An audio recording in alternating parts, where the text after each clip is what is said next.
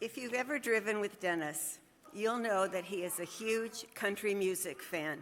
Too close? Okay. He's got friends in low places.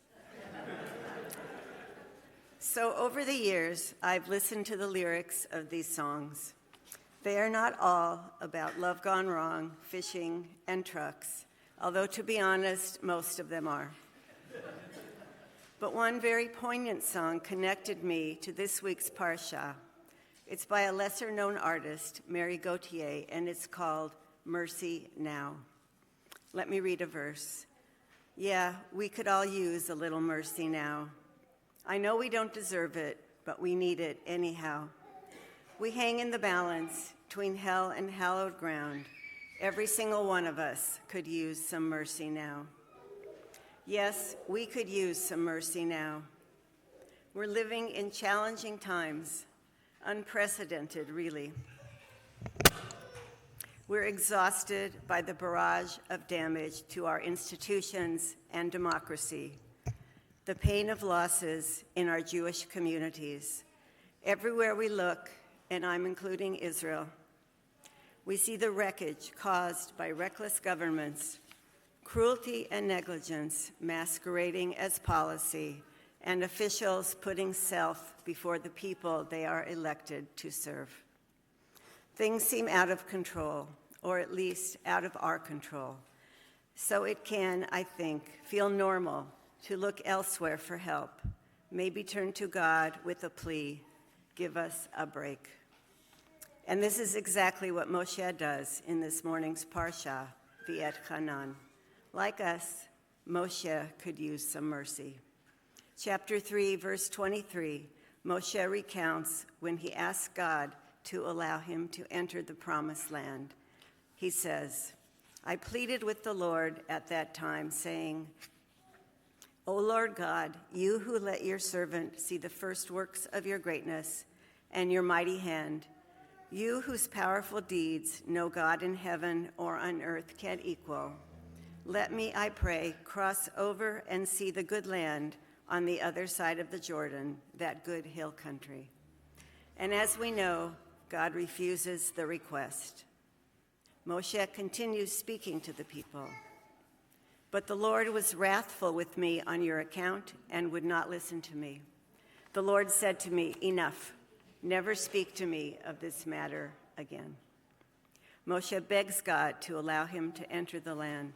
After all his years of service and leadership, of putting up with the complaints of the doubting and faithless people, this shouldn't be such a big ask. After all, who but Moshe had such a close relationship with God? Who else spoke with him, panim al panim, face to face? And yet, in spite of Moshe's carrying out God's will, wandering in the desert for 40 years shepherding God's people, his final wish is denied. And not only denied him, but in such a harsh manner. Enough, God says, not one more word.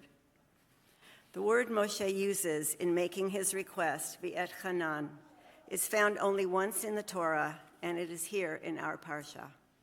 The word is translated as I pleaded or I begged, but the root of this word is chen, or grace. The commentary in Eitz Chaim notes that the verb can mean to throw oneself on the mercy of the other, in this case the highest divine court, to plead without any grounds to justify the request. In this context, chen means grace, or receiving something even though it is undeserved. This is what Moshe is asking for. Even though he sinned, even though he may deserve a punishment, he's asking for grace, and yet God says no. This may be a view of God that we are not comfortable with. This is not the God of the 23rd Psalm, the Lord is my shepherd, I shall not want. Nor it is the God who promised to be with us, who transported us on eagle wings. It is not the God who forgave the sin of the golden calf, and it is not the God whom we praise for God's chen v'chesed v'rachamim, God of grace, mercy, and compassion, the God we try to emulate. Instead, we confront the God of Exodus, who announces, seemingly arbitrarily, I will be gracious to whom I will be gracious, and compassionate to whom I will be compassionate. The God who appears in the book of Job, who destroys the innocent and the wicked. In short, life's not fair, and the good suffer along with the wicked. Don't expect what you deserve.